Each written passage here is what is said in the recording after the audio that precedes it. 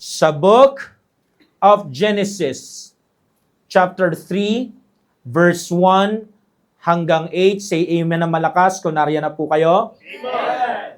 Basahin ko na ho yung verse 1. Now, the serpent was more subtle than any beast of the field, which the Lord God had made. And he said unto the woman, Yea, hath God said, Ye shall not eat of every tree of the garden? Verse 2. And the woman said unto the serpent, We may eat of the fruit of the trees of the garden. Verse 3. But of the fruit of the tree which is in the midst of the garden, God hath said, Yea, shall not eat of it, neither shall ye touch it, lest ye die. 4. And the serpent said unto the woman, Ye shall not die. 5. For God doth know that in the day ye eat thereof, then your eyes shall be opened, and ye shall be as gods, knowing good and evil. 6. And when the woman saw that the tree was good for food, and that it was pleasant to the eyes, and a tree to be desired, to make one wise, she took of the fruit thereof, and did eat, and gave also unto her husband with her, and he did eat. 7. And the eyes of them both were opened, and they knew that they were naked, and they sewed fig leaves together, and made themselves aprons. Last verse, verse 8. And they heard the voice of the Lord God walking in the garden in the cool of the day. And Adam and his wife hid themselves from the presence of the Lord God amongst the trees of the garden. Ang Diyos po ang magpala sa kanyang salita, maaari na po kayong makaupo. So, simulan po natin ang ating mensahe na magmumula sa Genesis chapter 3, verses 1 to 8 na ating binasa sa isang pambatang kwento. Ang pamagat ko nitong kwento na ito na aking itatalakay sa inyo is Ben and the Big Bike Race. Ben and the Big Bike Race. Once upon a time, there was a boy named Ben. Mahilig siyang mag-motorbike. Talagang mahal na mahal niya ang pagmo-motorbike more than anything. He was very fast, and everyone said he could be the best racer in the whole village. Every day, itong si Ben, nagpa-practice siya talaga ng todo-todo. Kaya nga pag nakikita siya ng tatay niya, lagi siyang pinapaalalahanan. Sabi, Son, always race honestly. Follow the rules. Ika ng kanyang tatay. At yung pahabol pa, and be kind to others. Sabi pa ng kanyang tatay, lagi mong tatandaan, anak ha, good character is more important than winning. Anong sagot ni Ben dito? Isang tango. At ang sabi niya, opo, gagawin ko po. Pero deep down inside, he wanted to win so bad that he thought winning was the only thing that truly mattered. Kaya one day, nung nagkaroon po ng announcement doon sa kanilang village na magkakaroon ng big bike race, at yung winner ay magkakaroon ng isang malaki at shiny na trophy at tatanghaling best racer.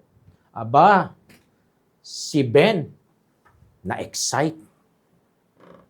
At itong kaibigan niya rin ay na-excite. Ang pangalan naman ng kanyang friend ay si Lito.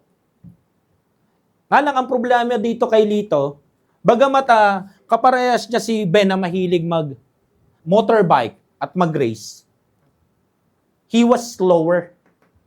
Mas mabagal siya. Pero, very honest siya. So, napagkasunduan nilang magkaibigan na both mag-join doon sa race. So, ito na. Out of nowhere, sa pagsali nila, itong si Ben, bigla na lang po siyang nakaramdam ng tinatawag na jealousy sa kaibigan niyang si Lito. Pero ano lang, secretly. Hindi niya sinasabi. So, sabi niya, sa isip niya, ay ganito, Lito is nice, but he is not as good as me. I want everyone to cheer for me, not for him. Grabe yung friendship na taglay niya, no? Buti hindi nabasa ni Lito isip niya. Baka masaktan. So that night, Ben heard a small voice inside his head. And it said, why follow the rules? Ba't kailangan mo sundin yung mga rules? Kailangan mo sumunod dyan. If you take a shortcut through the bushes, you can get ahead of everyone. May shortcut to. Daan ka lang dito sa mahalaman na bahagi na to. Mananalo ka. No one will see you. You will win. And everyone sa village will absolutely admire you. You are better than your friend Lito anyway. Yun yung sabi ng boses sa isipan niya. Si Lito pang second, but you deserve to be first. So, inisip yun ni Ben. Pero bago siya sumalang sa race, his dad told him to be honest. Pero yung voice na narinig niya nung gabi, talagang nakaka-tempt, nakakatukso. Kasi it told him that winning was all that mattered. And that he was smart enough to get away with it. Walang makakaalam ng pagsisinungaling mo, wala ni isa. So, ano nangyari? He listened to the wrong voice. To that wrong voice sa kanyang head. So, nung dumating na po yung araw ng karera, race day na. When the race started, Ben rode fast. At ginawa niya po yung sinabi nung wrong voice na yon. When no one was looking, he turned off the main road and took the shortcut doon sa may bushes. Talagang binisan niya, pinaspas niya, nilagpasan niya lahat. At anong nangyari?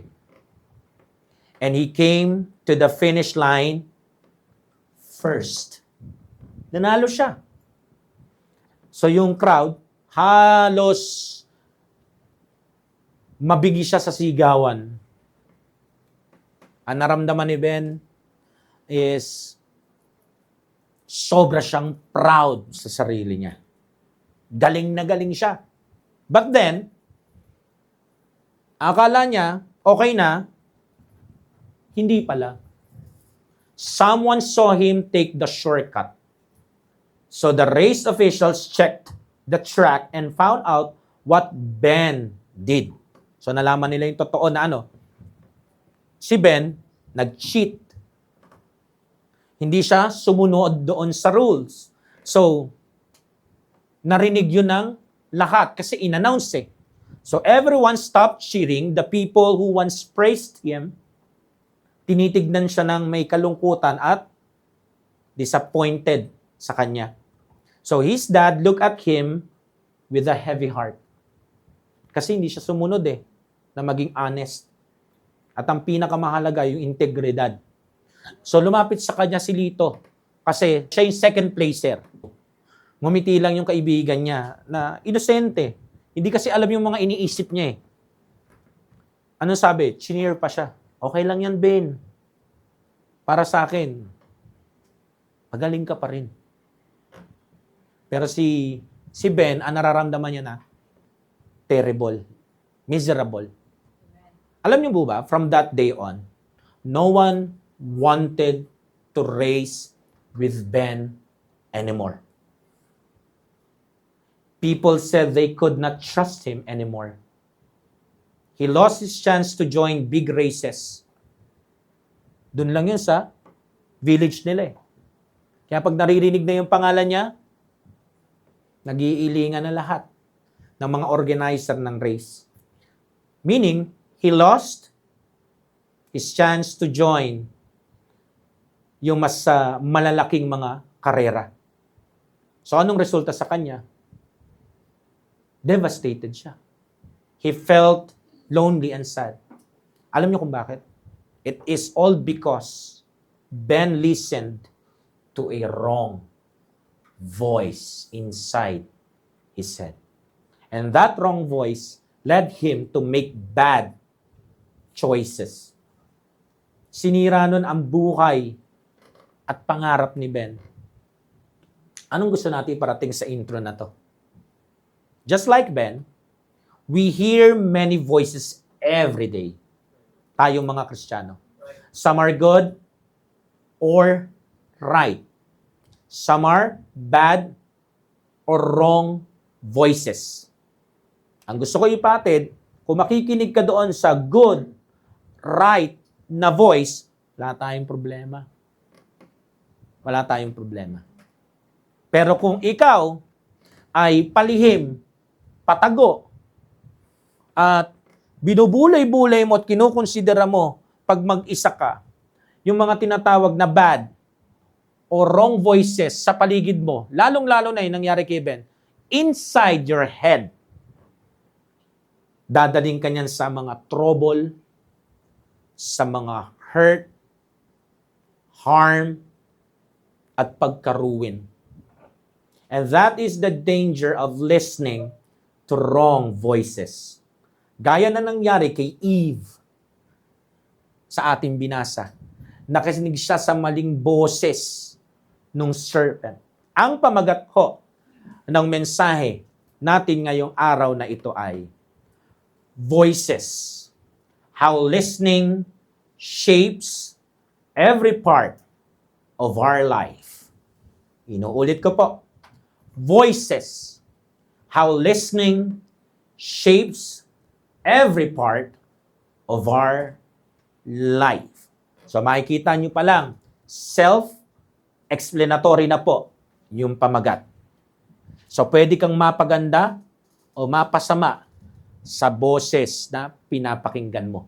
Yan ang huhulma ng bawat parte ng buhay mo. At ang tinutukoy po natin buhay, hindi lang basta buhay sa lupa. Bagamat kasama yan, ang tinutukoy natin, yung Christian life na steward tayo ng Panginoon dito sa lupa.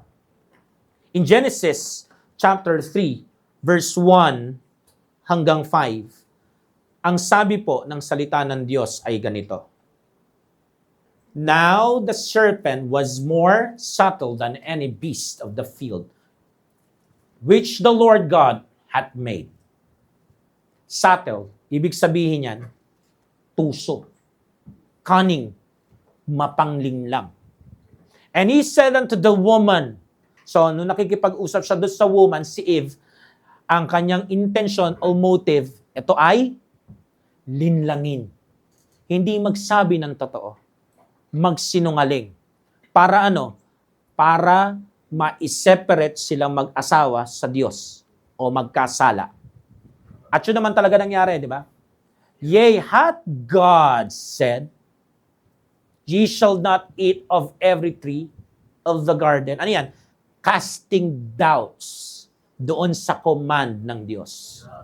Diba? Medyo china-challenge gamit yung isang question mark. Sa pamamagitan ng isang tanong ay makakapag-cast siya ng tinatawag na pagdududa. Sinabi ba talaga?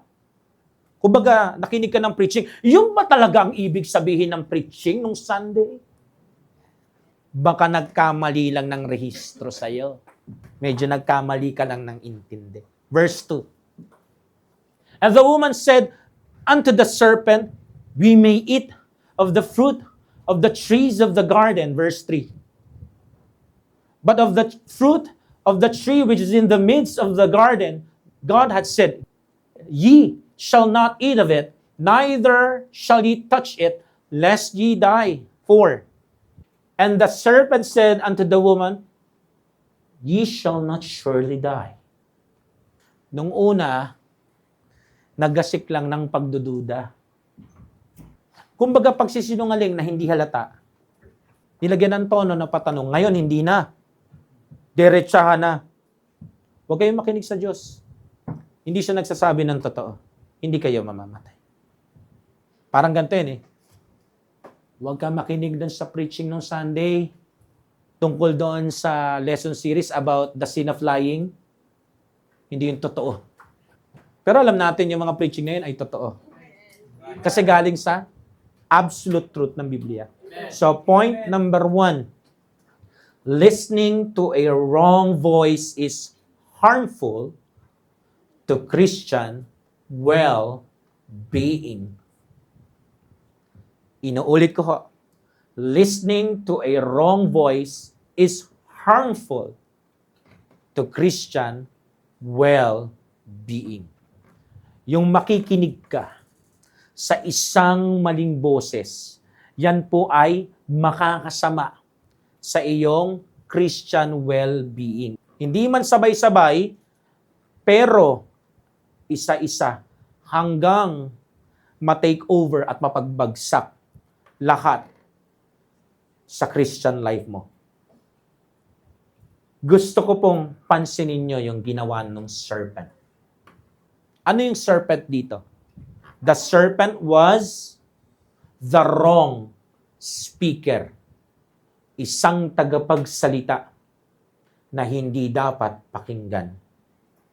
Ang dahilan kaya natin nasabi na wrong speaker siya o wrong voice siya. Kasi he twisted God's clear command. Malinaw ang sinabi ng Diyos. Pero anong ginawa niya? Binaluktot niya. Sa panong paraan? Paghahasik ng duda. Yun yung una. At yung sumunod, pagsasabi na, sinungaling yung Diyos mo. Hindi siya nagsabi ng totoo. Hindi naman ganyan yan. He questioned God's goodness. Kaya, wrong speaker, wrong voice. Nagtanim siya ng mga doubts at lies sa puso at isipan ni Eve. Mga kapatid, kapag may mga boses na galing sa mundo o kahit saan, malalaman mo na wrong yan.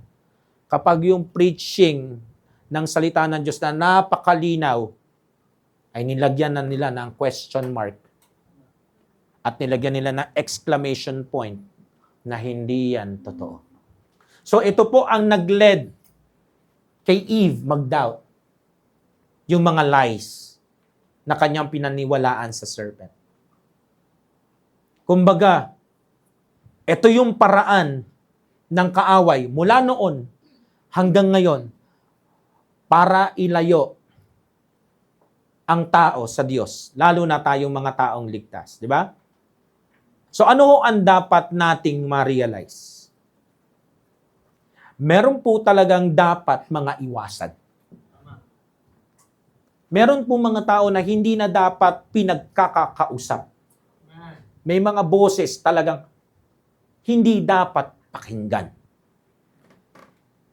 Kasi ang Christian life na to ay hindi ho atin. Ang Christian life na to ay bunga ng sakripisyo ng Panginoong Hesus sa krus. At tayo ay steward. Amen? Steward saan? Sa Ebanghelyo ni Kristo. Kaya kailangan meron tayong matinong testimony. So yung wrong speakers, wrong voices, talaga nag-e-exist. Nag-e-exist yan. Una, sa hardin. At maging sa ating panahon. Ang nakakalungkot lang, at ayoko sanang manggaling sa akin, pero ito ang pinakatotoo. Kahit sa loob ng mga Christian churches, nag-i-exist yan. Merong mga magpapakilalang Christian, brother or sister, pero kung magiging mausisa ka sa pakikinig mo, maririnig mo yung tono at himig ng boses nila. Nilalagyan ng doubt, ikaw, dun sa preaching na narinig mo. At kumbaga, secondly, pag nailatag na yung doubts, talagang ilalatag na ano, di naman ganyan yan. Ito makita nyo hindi lang po yung preaching no nasa likod ng pulpit ang kinokontra. Yung mismong Word of God na inexplika. At sa panahon natin, may mga ipapadala ho talaga si Satanas na tao sa iyo at sa akin. Ito yung mga tao na para bagang ayoko mang sabihin pero magpapaka-serpent sa ating Christian life. Kung ang Christian life ay isang magandang hardin na parang Eden, umasa ka, may ahas pa rin. Guguluhin yan ang relasyon mo sa Panginoon. At yung mga gusto ng Panginoon na mangyari sa buhay mo. Ito yung mga wrong people na mai-encounter natin, pero hindi na ho dapat i-engage ang sarili natin. Hindi mo na kailangan palalimin pa ang samahan mo dito. Kasi kahit gaano pa kaganda ang kulay ng ahas, ahas pa rin yun. Kahit gaano pa kaganda ang salansan ng salita, at kahit gaano pa siya meron tinatawag na face value, sana makita mo sa mata mo sa pananampalataya yung katotohanan na meron akong kaharap isang maling boses sa buhay ko. Mga minamahal, please, wag naman nating kaligtaan yung bilin ng Biblia. I-test natin ang bawat spirit. Hindi lang ho yan pang gospel. Same principle is apply sa ating Christian living. Kasi yung Christian well-being po natin na nakataya dito, yung ating good testimony, yung ating faithfulness sa Lord. And again, hindi yan responsibilidad ng pastor mo o kahit sinong ligtas na miyembro sa church na to. Responsibilidad mo yan. Account mo yan. At kung account mo yan, kailangan mong alagaan at ingatan yan. So, steward. Ang kailangan po nating gawin is maging prayerful at discerning. Maging watchful. Pag meron ka ng kausap, kahit ang pakilala pa, pares pala tayo Christian, mag-brother pala tayo, mag-sister pala tayo. Ask God, Lord, does this voice lead me closer to you? O maganda lang yung pagkasalansa ng sinasabi, pero yan taong yan is pulling you away from the Lord Jesus Christ. Now, if ever man, along the way, ipakita sa iyo ng Lord, merong mga contradictions sa mga preaching na narinig mo sa likod ng pulpito na to. O kahit doon sa mga nabasa mong passages sa Bible na talagang naiintindihan mo, dapat immediately i-abort mo na yung regular mong pakikipag-usap sa tao na yan. Hindi na ho para i-entertain pa siya at ang mga pinagsasabi niya. So, mag-iingat tayo sa mga pinapakinggan natin. Amen? Bakit? Kasi pwede yang makatulong o makasama sa well-being mo. Pwede niyang wasakin ang fellowship mo sa Panginoon, yung emotional stability mo, yung mental health mo, pati finances mo, sisimutin. It will drain your whole being, kahit yung physical mo. Sa ngayon, parang sinasabi nyo, ang OA naman ni pastor, someday, maiintindihan mo, ba't ko preach to? Lalo kapag andun ka na. Sa perfect world, lahat ng voices ay perfect. But you are not in that perfect world. Nandito ka sa sinful world. And I'm telling you, hindi lahat ng magandang boses ay dapat pakinggan. Hindi lahat ng boses ilalapit ka sa Diyos. Kapag nilalagyan ka na ng doubt o question marks sa lahat ng mga pointers sa outline na narinig mo, at nilalagyan na ng exclamation point, diretsahan ng sinasabi sa dulo, na hindi naman ganyan yan. Para ka namang napipigilan, umalagwa. Tignan niyo po, nung nangarap si Eva umalagwa, downfall of man. Naglagay ang Panginoon ng boundaries. Hindi para i-withhold ka sa something na napakaganda. Kumbaga, this is not withholding. This is saving. Nga lang, minsan, tayo mga tao, ayaw nating makinig sa tamang boses. Pero talagang attracted tayo sa kung sino pa yung mga maling boses.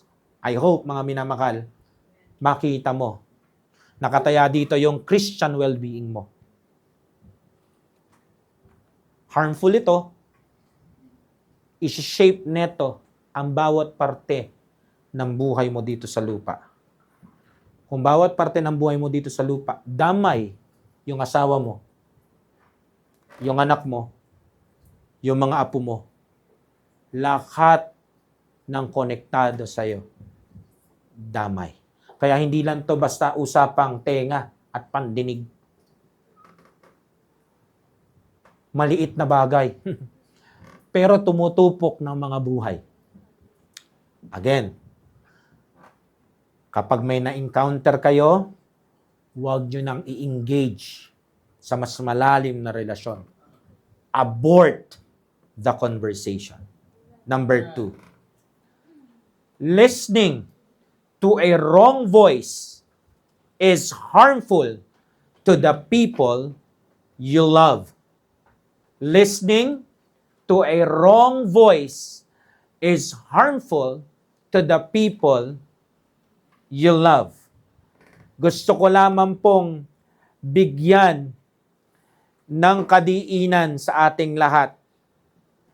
Yung maling boses na pinapakinggan mo, hindi yan mananatiling nasa iyo lang. May mga direksyon sa buhay Kristiyano mo o mga parte sa Christian life mo na pupuntahan yan. At kasama ho dyan yung iyong personal na buhay bilang individual na tao at mananampalataya. Sa Genesis chapter 3, verse 6, makikita ho natin yung katotohanan sa ating point number 2. And when the woman saw that the tree was good for food, and that it was pleasant to the eyes, and a tree to be desired to make one wise, she took of the fruit thereof, and did eat, and gave also unto her husband with her, and he did eat. Hindi ho nanatili sa kamay at bibig ni Eve yung tinatawag na forbidden fruit. Ito po ay naipasa kanino? Kay Adam. Lumapat sa kanyang mga kamay at lumapat sa kanyang mga labi po. So, anong makikita natin dito? Anong gusto nating bigyan ng pansin? Eve's choice to listen to the serpent did not affect only her. Hindi lang po siya ang naapektuhan sa ginawa niyang pakikipag-usap dito sa ahas. Kasi she shared the fruit with Adam. Ibinahagi niya. Kaya ho, ang pinaka-lesson dito na makita natin, lahat na mapapakinggan natin na naipasa sa atin, hindi ho yan mako-contain lang sa atin. Darating ang panahon, maipapasa at maipapasa natin yan. Gagawa ang kaaway na si Satanas na yung mali mong narinig sa maling boses ay maipapasa yung maling yan sa iba para mag-commit din sila ng mali o kasalanan sa harapan ng Diyos. Sino ba si Adam? Ito po yung kanyang asawa, yung kanyang mister. Kaya ako, maging maingat po tayo sa mga kinakausap natin, mga misis. Kasi magiging impluensya yan sa mister natin. At tayo mga mister, mag-ingat din tayo sa mga kinakausap natin. Kasi, refleksyon ng mister ang misis. At tayo mga anak, ingat tayo sa mga pinagkakausap natin. Baka maipasa natin yan sa mga kapatid natin. Ang nakakatakot pa dyan, ikaw, pagdating ng panahon, ma-realize mo na yung nakausap mo pala ay malas serpent sa Garden ng Eden, tapos ikaw mag-confess, mag-forsake sa maling boses at mga maling advices na narinig mo, pero yung bunso mong kapatid na pinasahan mo nun, ay talagang in-embrace niya yung kasamaan na yon. Cargo de konsensya mo yon. Kaya kung ako po sa inyo, mag-filter po kayo ng mga boses na pinapakinggan nyo. Again, huwag po kayong bumase sa face value. Kasama ng mga magagandang pananalita. Huwag po kayong sumakay doon. Lagi kayong bumalik sa kung ano ba ang sabi ng salita ng Diyos. Ano ba yung tama? Ano ba yung mabuti? Hindi sa paningin mo, sa paningin ng Diyos. Balik ka lagi doon sa principle na nakasulat sa salita ng Diyos, sa standard ng Diyos. Huwag kang magkaroon ng ganito, yung tinatawag na false criteria mo, na kapag nagagandahan ka sa naririnig mo, check yan sa akin. Kahit ekis na ekis sa Word of God. Amen. Kahit laban na laban doon sa conviction ng church na to, lalagyan mo pa rin ng check. Hindi po pwede yung ganyan, mga minamahal. Kailangan mo maging tayo, mga tao tayo ng conviction. Again, hindi ko po ito sinasabi para magpatama. Ang sinasabi ko po, kung ano yung dapat ginagawa nating tama. So, dito ko, makikita natin, si Adam, kinuha niya yung forbidden fruit. Ibig sabihin, her acceptance of the lie became a stumbling block. Kanino? Kay Adam. Ang makikita ko natin dito kay Eve is, nilid niya ang taong mahal niya na magkasala sa Diyos nila. Mamaya, niyayakap-yakap mo yung maling statement na yan, galing sa maling boses na yan. Tapos later on, yan na magiging katitisuran ng isa nating kapatid. Paano katitisuran? Yung offended lang ba yung damdamin? Hindi po. Magiging offense niya yan o pagkakasala niya sa harapan ng Diyos. Listening to wrong voices never, ever stays private. Hindi yan magiging eksklusibo lang sa'yo. Anong proof? Hindi po nagstay kay Eve lang yung forbidden fruit. Yung ating mga pinili na pakinggan na impluwensya, hindi yan pang sayo lang. Contagious yan. At ang unang target na biktima ni Satanas dyan ay yung mga malalapit sa'yo. Kaya you better stay kung saan yung boundaries ng Lord. Listening to wrong voices is not just a personal error. Inaulit ko po. Listening to wrong voices is not just a personal error. Bagkus ang makita natin, it is the failure to protect and lead the people God has placed in your life. Kaya yung makikinig ka ng regular, paulit-ulit, sa mga maling boses ng mga maling tao, hindi lang yan personal na error mo na mananatili sa'yo.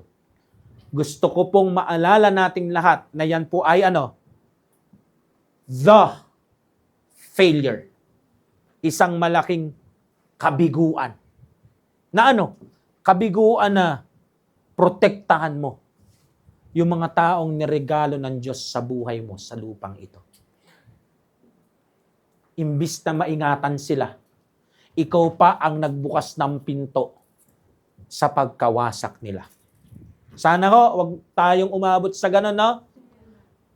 We claim to love those people kasi sobrang close nila sa puso natin. But still, marami sa atin, hindi lang umaamin, pero umi-amen, we still entertain voices na maglilid sa atin palayo sa Panginoon. Without realizing na kung paano tayo nilalayo, ay pwede rin silang madamay doon. Kung ginagawa mo to, kasi nasabi mo, amen. Pero hindi mo naman inaamin at iwinawaksi, isa kang malaking confusion sa congregation na ito. Hindi ka namin hinahatulan. Ini-state lang namin yung mga fact na napapanood namin at na-oobserbahan. Ngayon, kung ako man ang gagawa nito o kahit sino pa, same. Malaking confusion pa rin. Isipin mo, nagpipreach ka? Iba yung sinasabi mo sa ginagawa mo? Isipin mo, nag-special number ka? Iba yung kinakanta mo sa nakikita ng mga tao sa bahay nyo? Anong resulta nun? Confusion. True love guards your heart. So you do not harm the people you care for. Okay? Kung talagang mahal mo sila, sisiguraduhin mo 100% buong lakas at buong pananampalataya. Gwagwardyahan mo yung puso mo. Kasi kung saan nakahilig ang puso mo, yun din ang ibubuga ng nguso mo. Yun ang ituturo mo. Kaya mag-ingat po tayo.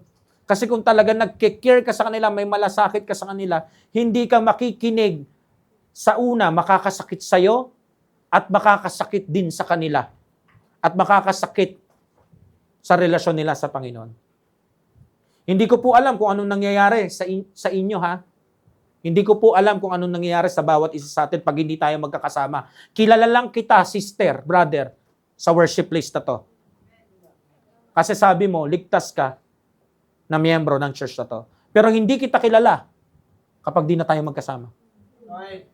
Hindi ko nga alam kung ito ba yung true version mo talaga.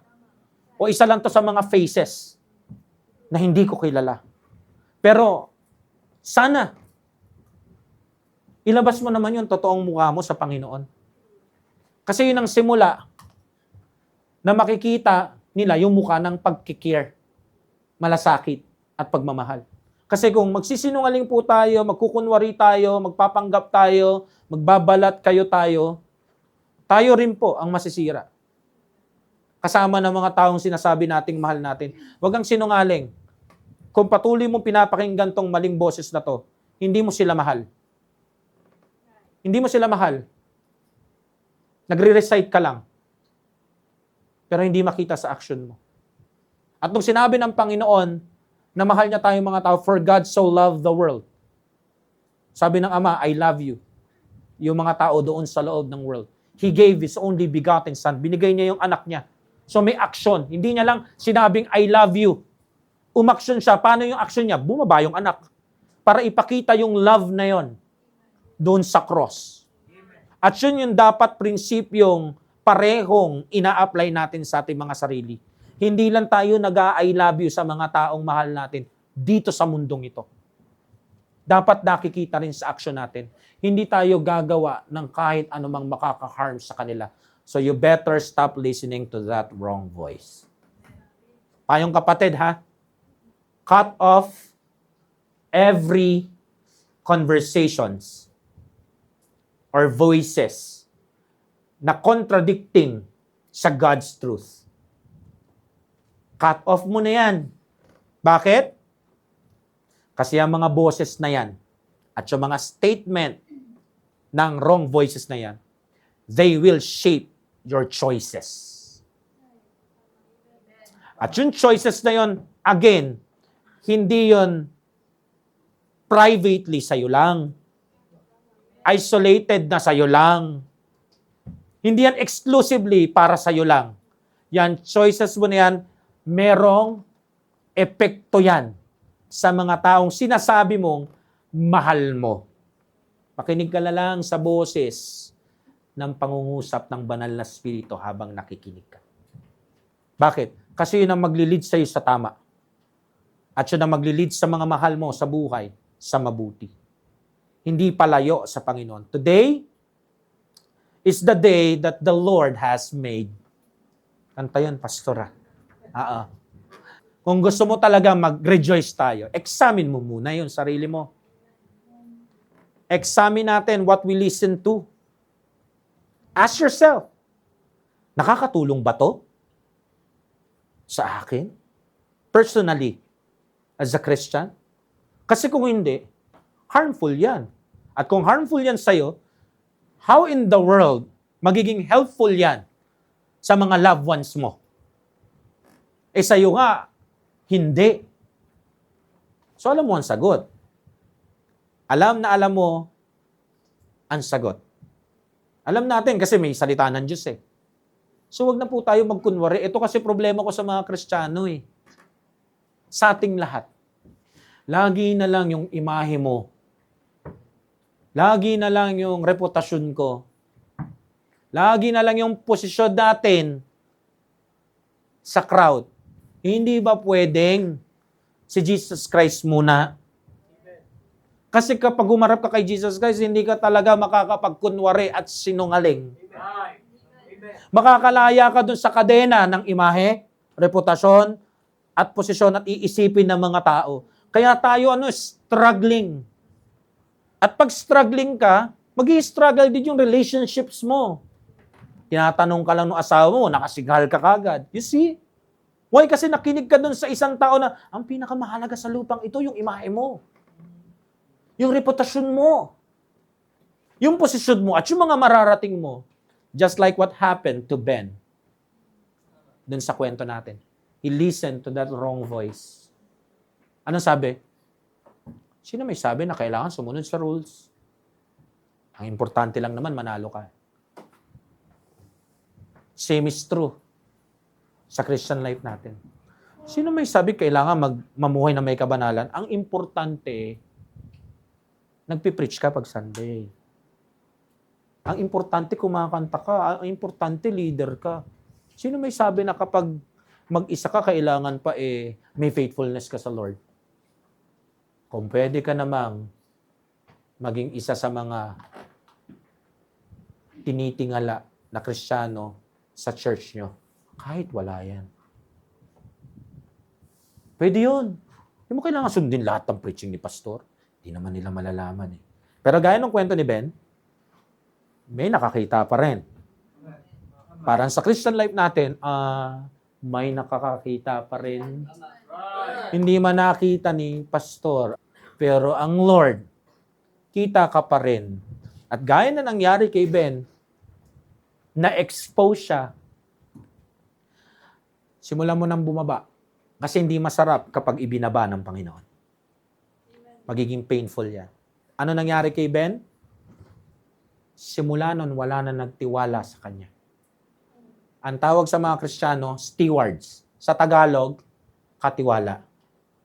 Hanggat may oras pa, gracious pa ang Lord, pinagkakatiwalaan ka pa niya sa ministry kung na nasaan ka. Confess it, forsake it, magkakaroon ka ng mercy. Si Ben, hindi na siya nakasali sa iba pang mga competition. Kasi wasak na ang pangalan niya. May mas mahalaga sa imahe, reputasyon, posisyon, at malayong narating. Alam mo kung ano yun? Sinabi nung tatay ni Ben. Anak, be honest. At yun ang pinakamahalaga sa Christian life na to. Na ang pillar at ground o ang church ay dapat ano? Honest. Amen? So, nasa atin na lang talaga, no? Kung anong pakikinggan mo. Lahat siya nasa iyo, nasa kamay mo. Kung magsisimba ka pa every Sunday o hindi, ikaw yan. Kasi kung hindi ka nakikinig sa preaching na to, nandun ka sa bahay nyo, may iba kang pinapakinggan. Yung boses na, huwag kang babangon. Boses yun, pero hindi yon tamang boses. At kung gising ka naman, may pinapanood ka pa rin. Tama? Worldly music, boses din. Gamit ang musika. Kung hindi naman musika, yung tinatawag na worldly motivators. Yung mga influencers, vloggers, TV hosts, DJs, etc., etc. Na para bagang mayroong mga tamang sinasabi pero later on makikita mo may mga biruan doon sa kanilang podcast na sensual, green jokes, tapos meron silang mga paniniwala sa buhay na contradicting sa turo ng Biblia. Kapag inalis mo ang tenga mo sa Panginoon, meron kang pinagdalahang iba. Mga minamahal, nasa sa atin na lang po talaga kung ano ang itutuloy nating pakinggan na makikituloy at mamamahay sa mga puso't isipan natin na potensyal ring makikituloy sa mga mahal natin sa buhay. Truth, what you listen determines what you believe. What you believe determines what you do. And what you do will always affect the people you love the most. Mamili ka ng pinapakinggan mo. Piliin mo yung tama at mabuting pakinggan according sa turo ng Bible. Isang tao na mahal ang Panginoong Yesus. May takot sa kabanalan ng Diyos. Therefore, mamumuhay sa kabanalan. Isang tao na ang spiritong daladala ay yung pagkapuspos sa banal na spirito at hindi iba. Last, nandito pa rin ho tayo sa mensaheng pinamagatang Voices. How listening shapes every part of our life. So, tapos na po tayo doon sa point number 1. Listening to a wrong voice is harmful to Christian well-being. Yung sunod, harmful ito saan? To the people you love. And lastly, third, listening to a wrong voice is harmful to your relationship with God. Ito rin po ay harmful sa ating relationship with the Lord Jesus Christ. Genesis chapter 3 verse 8. We can see that na hindi lamang po naging harmful sa atin, sa mga taong mahal natin, yung pakikinig sa wrong voices. Anong sabi dyan? And they heard the voice of the Lord God walking in the garden in the cool of the day, and Adam and his wife hid themselves from the presence of the Lord God amongst the trees of the garden. So anong naapektuhan dito? Yung relasyon nila sa Diyos. Dahil nakinig si Eva sa ebang boses. At yung ebang boses na yun ay maling boses. Hindi po yun yung tinatawag na voice of the Lord. Ano nangyari? Pumangit yung fellowship nila. Resulta, alam nilang nagkasala sila, kaya sila ay agad-agad na nagtago sa presensya ng Lord. At gumawa pa sila ng mga aprons, panakip, sa kanilang kahubaran. So, before listening to the serpent, Eve, kasama si Adam, walked in perfect, unbroken fellowship with God. Ganda ng samahan nila. Meron silang perpektong fellowship sa Diyos. Kumbaga, buong-buo pa yung samahan nila. But after listening and sinning, kasama si Adan, both of them ran and hid themselves from the Lord. So, ano yung deception ng serpent dito? The serpent made her see God as a restrictive rule maker. Kumbaga, dinaya niya si Eve na ganito. Pinasama niya yung Diyos. Yung Diyos na nagbabawal sa inyong kumain ng forbidden fruit na to, masyado naman mahigpit yan. Restrictive. Alam niyo, hindi naman restrictive ang Lord eh. Lahat daw ng punong kahoy doon sa Garden of Eden, pwedeng kainin, maliban lang sa isa. Grabe naman yung kasinungalingan doon. Paano naging restrictive? Pwede nga kainin lahat eh. Maliban lang doon sa isa. So paano naging mahigpit yun? Hindi, di ba? Pero that is the deception. So pinapalabas ng ahas, maliban sa restrictive rule maker ito, ang banal na Diyos ay hindi isang loving father. Hindi siya mapagmahal na ama. Which is wrong. Kasi kung hindi siya mapagmahal, ibibigay niya ba lahat? Maliban sa isa. Alam niyo doon sa ating tinatawag na pagtatithe, makikita natin yung prinsipyo na ang Panginoon hindi swapang sa atin. So sa sahod tayo, tama ho ba? Kanya 10% lang, sa'yo 90%. Parang katunog nung mga puno sardin. Lahat pwede mong kainin, sa'yo lahat yan. Huwag mo lang gagalawin to.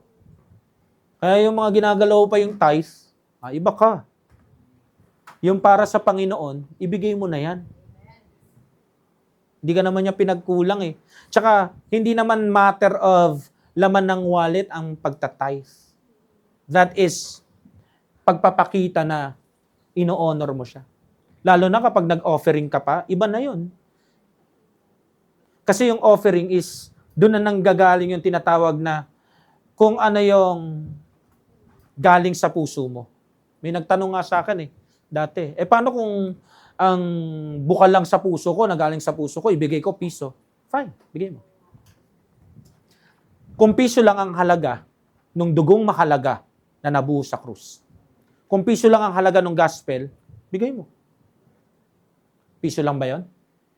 I don't think so. So kung yun lang ang tinitibok ng puso mo, piso lang, baka barya lang siya. Barya-barya lang si Jesus Christ tsaka yung paghihirap niya para iligtas yung barya-barya din kaluluwa mo, gano'n? I don't think so. So kung maiisip mo na undeserving ka sa langit at deserving ka sa impyerno, pero ginawa yun ni Jesus Christ out of love, kahit gawin mo ng 5 piso, hindi mo yun ibibigay. Sa sobrang hiya. At kapag binigay mo pa rin, yan ang tibok ng puso ko, meron kang hindi tamang puso sa harapan ng Diyos mo. Amen? So balik na tayo doon sa topic, baka maging cheerful giving. Tapos maging tapos napipilitan na kayo, nahihirapan na kayo, tearful giving. So, nasa na tayo? Tatawa ako doon sa sabi ko, pasensya na ho kayo Kasi dito sa church na to, bibihira lang ako magturo ng giving. Pero masaya po ako sa church na to, ang daming nagbibigay. May nagtatithe, may nag-offering, may nagbibigay sa missions, may nagbibigay sa renta natin, etc., etc. Sobrang nabibless po ako sa mga ganon. So, listening to the serpent's lie, sinira niya po ang tiwala ng Diyos sa kanya. Pati yung nananahimik niyang asawa na nagtiwala sa kanya, tinan mo, kinuha, di ba? Nagkasala din. Kaya ho dapat, huwag ka muna magtitiwala sa tao. Tiwala ka sa Panginoon. Para yung tao na yon, kahit gano'n mo pa kamahal, pag may inaabot ng mali, makikita mo, kasalanan sa Diyos yan. Hindi yung para tayong si Adan, dahil mahal natin, kuha na lang ng kuha. Sabihin mo, mali yung pinaggagawa mo. Anak kita, mahal kita. Pero hindi ibig sabihin, dahil anak kita at mahal kita, magkakasala na ako sa ama ko sa langit. Asawa kita, mister kita, misis kita, at mahal kita. Hindi ba kita mahal? Papakasalan ba kita? At pagtitiisan ko ba yung, di ba? Amen. Yung lahat ng version na meron ka. Pero hindi porkit asawa kita at mahal kita, gagawin mong weapon yan. Na parang, kung mahal mo ko, kasalanan yan. Diyan nga bumagsak ang sangkatauhan dahil hindi kumibo ang lalaki. Amen. At hanggang ngayon, ganun pa rin ang nangyayari para hindi maingay si Commander. Kunin na lang. Wrong. Unbiblical yan. Ang lalaki, dapat kikibo. Lalo kapag mali. Hindi mananahimik, ha? Pag Kristiyano tayo, ha, mga kalalakihan. Amen. Tanggalin nyo na, ngayon pa lang, yung pagiging under desire ninyo. Amen? At yung mga kababaihan dito, itigil nyo na po yung practice ng mga kababayan natin Pinoy na may mga babae na tuwan-tuwa kapag na-under yung mga lalaki. That is very unbiblical. Hindi yan turo ng Bible. Tapos sasabihin mo, Christian ka, tapos nang-under ka ng asawa. Sinisigaw-sigawan mo, pinapahiya mo sa harapan ng mga anak mo. Hindi ho dapat ganyan. Amen? Tigilan nyo po yung pagiging bungangera, nagir. Matuto po tayo magpailalim sa authority ng mister. Lalo na kapag matinong Kristiyano. Minsan, ang nakikita ko, biniyayaan ng isang prim and proper na lalaki, hindi maingay, responsable. Pero ito si ate, abusive. Wag ho ganon. Wag ho ganon. Kasi baka magpadala si Satanas ng kabaliktaran mo. Maiyak ka. Nakukuha niyo ho? Mahirap pa naman tumanggi ang isang tao kapag nasa kalagitnaan siya ng comparison. Tapos dun sa original, walang maalalang maganda. Ang lakas ng pressure nun. So, ano yung realidad na dapat natin makita? God wants close relationship and fellowship with you.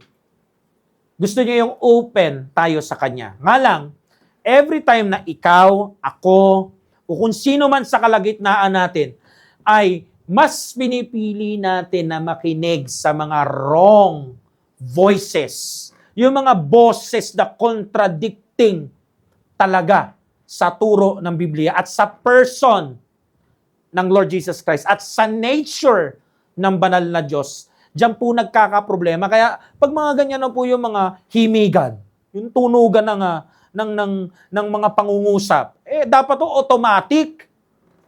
Iniiwasan na natin yan. Kaso ang nangyayari sa atin, ini-entertain natin. Nag-i-engage tayo. Ano nagiging resulta? Nagkakaroon po ng automatic na pagkikreate ng isang hindi nakikita na wall between you at Lord. So doon po nagkakaroon ng separation ang isang Kristiyano. Merong invisible na pader. So listening to wrong voices is not a small mistake. It is choosing to believe someone or something else over the Lord Jesus Christ or over God. So ito po ang magiging pinakaugat na lalalim ng lalalim na hukay ng pagkakahiwalay natin sa Panginoon. Kaya ang resulta, kapag Sunday, punong-puno ka ng unbelief. Why? Kasi babad na babad ka doon sa wrong voices eh. Ito po ay hindi withholding. This is saving. Sa lahat ng heartaches, Tignan mo, ano bang sense nung pinipreach si pastor? Feeling mo, wala naman ako dyan eh. Exactly the point. Wala ka pa. Ganon ka advance ang Lord sa'yo. Bilang all-knowing God, nakikita niya na meron kang mai-encounter na ganito. At baka nga yung iba sa atin, next week, mai-encounter na to. Ano sinasabi niya? Do not engage. Huwag mong hayaan mag-coffee kayo sa isang table. Yung table nga, napapaikot eh. Ikaw pa. Nakakita na po ba kayo ng isang table na umiikot yung mga pagkain na iikot? Anong tawag doon? Lazy Susan table. Yung umiikot yung mga putahe. Kung yun po na ipapaikot, kung makikipag-fellowship ka sa wrong person, maniwala ka sa akin, yung Christian life mo mag-upside down sa hindi magandang way. Kaya nga ang hamon sa atin ngayong umagang ito, how can we say na mahal natin ang Lord Jesus Christ? Sinasabi natin, mahal natin ang Ama sa langit. Sabi natin, Lord, I want to be near you. Pero, binibigay mo naman yung attention mo sa wrong voices, wrong words. Yung mga pinapakinggan mo, minamak si Jesus. Tinitwist ang scriptures. Nire-reject yung very person at nature ng anak at ng ama. Pagka ganyan mo tayo, pinaglololoko lang natin ang sarili natin tuwing Sunday at yung ibang mga schedule ng services natin. Nagsisinungaling ka. Hindi mo talaga minimin na mahal ko ang Panginoon. Kasi kung talagang mahal mo ang Panginoong Hesus, in the first place, hindi mo dapat pinapakinggan yung music na yan, yung motivator na yan, yung carnal Christian na yan, yung backslider na yan. Hindi po ako magsasabi kung sino ba yung carnal, sino ba yung backslider. Come on man, alam mo yan. Huwag mo na ako isang kalang na parang pag natalisod ka o natibo ka, ituturo mo na naman ako. You know that. Kung naman tayo maglokohan dito, alam mo kung ano yung dapat mong iwasan. Yung mga matatanda nga may diabetes, alam naman nilang Coke yun. Bakit kailangan sasabihin pa ni pastor na Coke yun? You know that. Alam mo, pag mataas na ang sugar mo, alam mo yon. Hindi mo kailangan na kailangan sabi pa ni Doc. No? Kailangan mong sabihin sa sarili mo na hindi na yun makakabuti sa'yo. Same is true sa relasyon natin bilang magpastor. May mga ganun gagawin ko lang to pag sinabi ni pastor. Pag nilinaw ni pastor, what? Seriously, okay ka lang? Sa tagal-tagal ng tinagal mo sa Christian life na to, siguro naman alam mo kung ano yung tama at mabuti. Nung hindi ka pa nga ligtas tinuruan ka na kung ano yung mga bagay na yon. Kung ano yung tama at mali. Mabuti at masama. Dapat mas lalo ngayong Kristiyano ka na.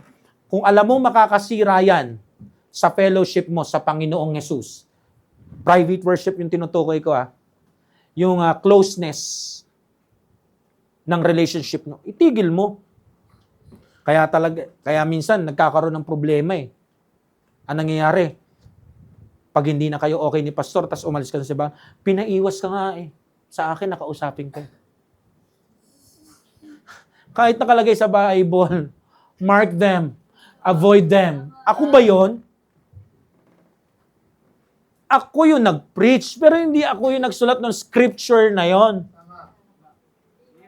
At kung merong pastor na nasa matinong kaisipan, ipipreach niya yon kung ano yung pinaka-sinabi doon. I-explain niya yon. Gusto ko pong tandaan natin, God's Word is the only truth para sa ating mga ligtas.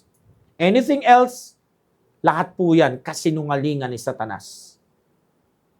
At maliban sa kasinungalingan ni Satanas, nanakawin po niyan yung purpose natin at yung close connection natin sa Diyos natin, sa Savior natin, sa Jesus Christ natin. Kaya mga minamahal, Bantayan po natin kung saan natin inilalapag yung mga eardrums natin. Minsan na nakakalungkot sa preaching ka dapat pinaka nakikinig. Eh nangyayari, doon ka pa pinakatulog. Hindi ka ba nababastusan sa sarili mo? Every service, tulog ka? Tanungin kita kung nandito ba si Jesus Christ, literal, matutulog ka? Baka ikaw pa kumalabit sa Panginoon. Lord, natutulog siya. Pero dahil wala ang Panginoon, hindi mo nakikita yung literal na presensya niya. Kaya natutulog ka. Hindi mo naintindihan, isa, dalawa, nagkakatipon sa pangalan niya. Andun siya. Alam nyo ba, mas kita kung sino ang nagtatapat sa kanya kung hindi kita yung presensya niya? Kasi kung kita yung presensya niya, lagi siya nandun. Lakat pa sikat. Lakat pa faithful. Lakat dilat na dilat.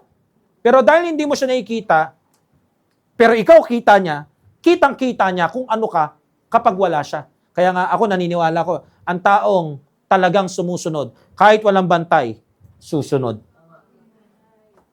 Kahit walang bantay, magtatapat. Hindi man siya ang pinaka matapat o yung pinaka salitang tapat, pero makikita mo sa kanya yung goal na gusto kong magtapat. Gusto kong makilalang matapat. Pero dahil tulog ka, every service, ikaw na mag-assess sa sarili mo. Pag nagkita ba kami, tatawagin akong good and faithful servant. Usapang pa lang yan mulat.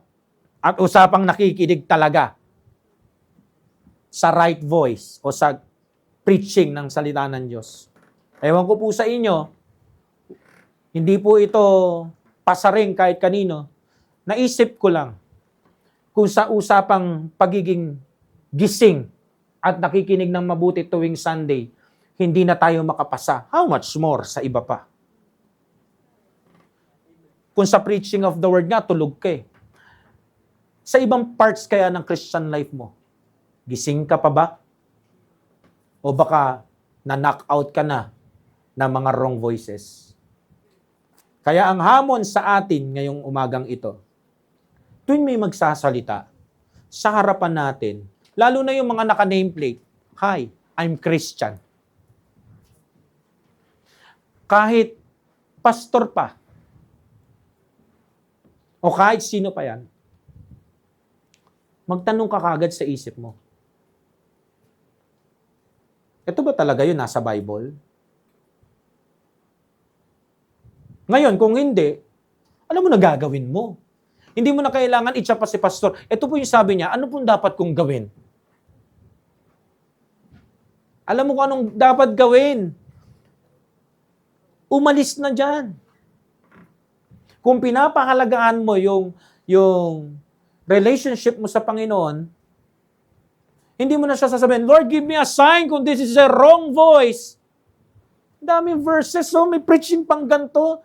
Nakailang lesson series na tayo. At maliban pa sa lesson series na to, ang dami ng mga preaching na nagbibigay ng warnings. Tapos hingi ka pa ng sign. Hindi mo kailangan ng sign. Ang kailangan mong gawin is to obey yung narinig mong preaching. Mas pakinggan mo yung Holy Bible kesa sa tao. Kaya hinihimo ko po tayong lahat, stop listening to those type of voices. What type of voices? You know what I'm saying. Alam mo yan?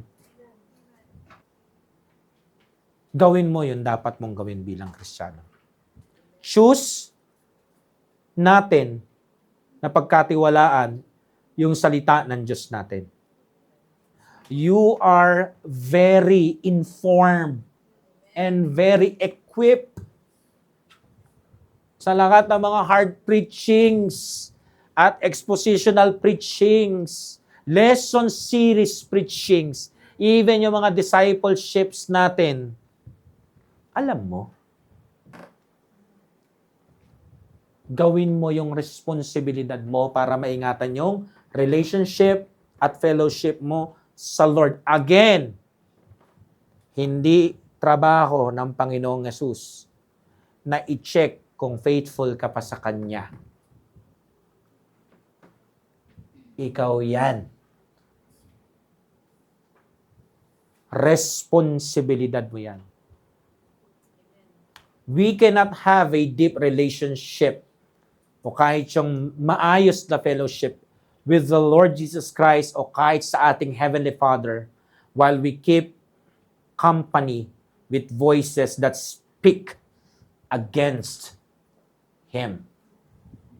To love God is to love His Word. And to love His Word is to love His voice. At yung mga preaching patungkol sa Kanya, sa mga gusto niya, at mga ipinagbabawal niya. To love God is to love His Word. And to trust His Word is to listen to it above all else.